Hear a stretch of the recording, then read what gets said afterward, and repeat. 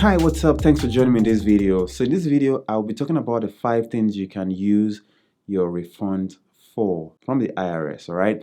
As we're all looking forward to the tax season and hoping to get a chunk of money, there are a few things you can use your money for, and I will tell you this in a few moments. Just before we go on, my name is Stephen Ojo, and I like to talk about finances on my channel. So if you would like to learn more about some of the information that I'm sharing, please kindly subscribe to my channel, hit the like button, and also turn the bell notification so that you don't miss a thing. So what are the 5 things you can use your refunds for? All right, now you got to remember that that refund that you're getting isn't just a bonus from the IRS. It's actually your money that was withheld by the IRS. So somewhere along the line, the IRS has actually withheld too much money from your paycheck, and they are returning what is due to you because they held too much.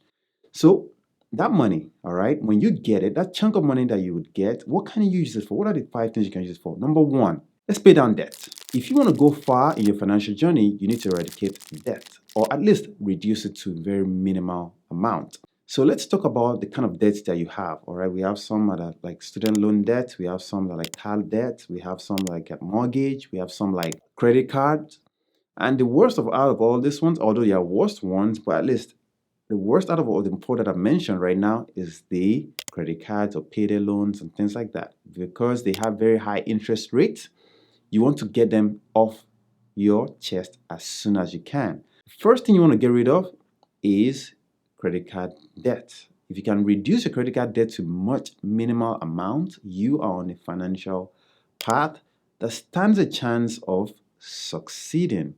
Because here's the thing, if you are holding on to this debt from your credit cards with high interest rates, trust me, no matter how much money you try to save and hope to invest, you will never make that same return on the amount these credit cards will charge you. So the best thing you can do is to eradicate those credit card debts as soon as you can. Number 2 on the debt list is your car loans, all right? If you have some car loans and you're almost paying it off, I would say use a chunk of that money to pay off the car loan as well. A car generally is a depreciating asset. So if you're holding on to a car that is depreciating in value and you're trying to, and you're paying those monthly payments on interest, then I would say that, you're losing money on the side. So the best thing you can do is to eradicate that car loan or that car debt, and then whatever is left, use it towards something more positive that I'll mention in a few minutes. If you have student loans, it depends on how much you have, you can pay some amount towards it. I'm not gonna, if you have 20,000 and you obviously get me 5,000 back, that's not gonna do much. But the more of this debt you can pay down, the better off you will be. Let's move on to the next. I think this is all already covered in so many topics about paying debt, paying down debt and all that. But one key thing I would like to mention before I move on to the next point is that look at your high interest loans, all right? The ones with high interest loans, and try to pay those off early. That's the key thing. And that's why I mentioned credit card as mostly the most notorious ones with high interest on them.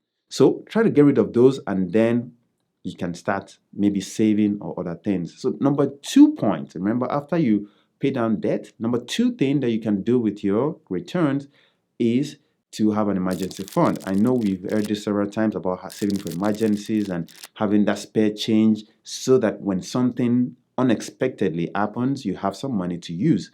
And it's true, unplanned events will come up in your life, and the good thing you can do is to have some money saved ready to meet those demands. Now, if you're interested in that, I have a video talking about how to plan for emergencies and all in my channel, and I'm going to link it above so you can check it out after you watch this video. Let's move on. Next thing that you can do after paying down your debt, after saving some money for emergencies, is to open a Roth IRA account or retirement account. Now, I know you might have a 401k from your job, or you might have a form of pension plan from your job, but you got to remember that those pension plans or the 401k you have, you already have some money going into it already. But can you do better? You probably can do something with this tax refund that you would get. It's a chunk of money that you can use to fund a Roth IRA that will grow tax-free as long as you hold it up to your retirement age, and then you can withdraw even the gains tax free. And that's the benefit of that Roth IRA. Now, depending on what you plan to do when you retire, it might be a good financial plan in place for you to have just a Roth IRA on the side, generating some income for you during that time as well. So yeah, that's number 3 thing that you can do. You can open a Roth IRA account and use that money to fund the account. Number 4 is to save for your child. You have to understand that saving for your child requires that you start very early, as soon as they're born in particular, because the truth is having a child is very expensive. And as time goes on, the expenses even increases.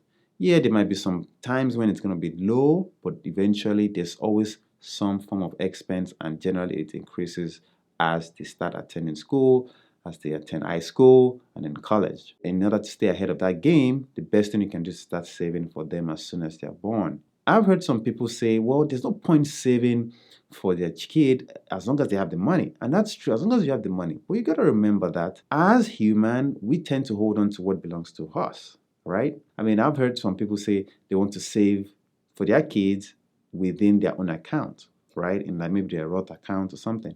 That is a good point, and it's possible. But when the time comes to start funding the school expenses, you might find out that taking out a chunk of 50 grand or something from your account is going to be a lot. And that's the point where you tend to feel reluctant.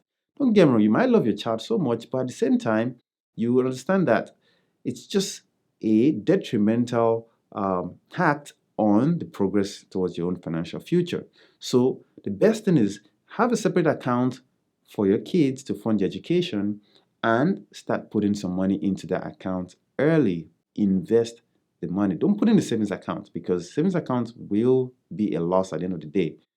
You want to account for inflation, right? So if you put your money in savings account, any interest that you get from that account is probably going to be written off through inflation. If you can return about 5 to 6% every year for the next 18 years, that would be great, because by the time your child turns 18 years old and he or she is ready to attend school, you have some money that will go a long way in the initial phase. Now, it doesn't have to cover like the master's program or a higher education, but at least you have something to fund their college at a time. So go ahead and try to use some of that money to open an account for them, and I mean a college account. Now, good thing about most college accounts or college funds is that if your child decides not to go to college, or find out that maybe your child got sponsored some form of scholarship or something, then in that case, you can actually just transfer the account to another child if you have another child. If you do not have another child, you can actually transfer it to yourself to be used for your own higher education if you choose to go back to school without any penalty. Now, you got to remember, if you use that money for anything other than college expenses, then you might get to pay a certain fee, all right? So keep that in mind before you go ahead and do that.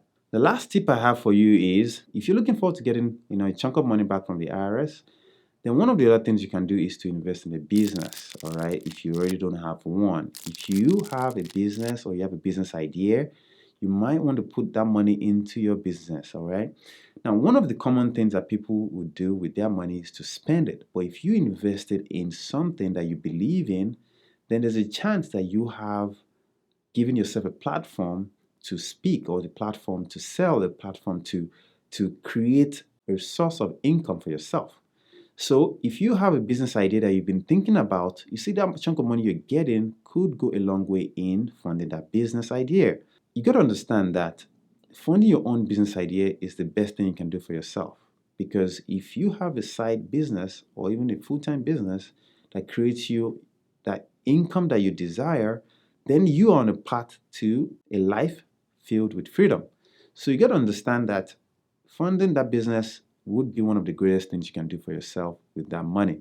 If you found value in this video, kindly hit the thumbs up, subscribe to my channel, leave your comment in the comment section below, and don't forget to turn on the bell notification so you don't miss another video like this one. Thanks for watching this video. I'll see you next time.